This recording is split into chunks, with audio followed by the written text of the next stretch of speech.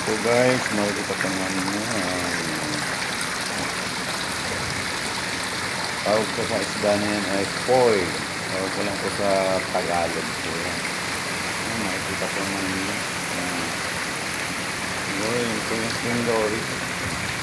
Hindi ko po alam ang pangalan nyo sa Tagalog.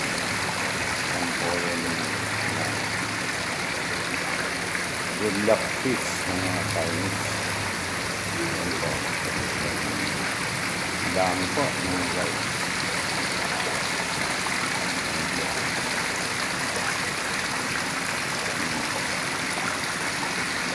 Ayan. Ang lalaki. Ayan. Siguro po mga 2 kilos po ang sangan. Ayan, lalaki. Ayan, mini fish pan. Nakatuwa po.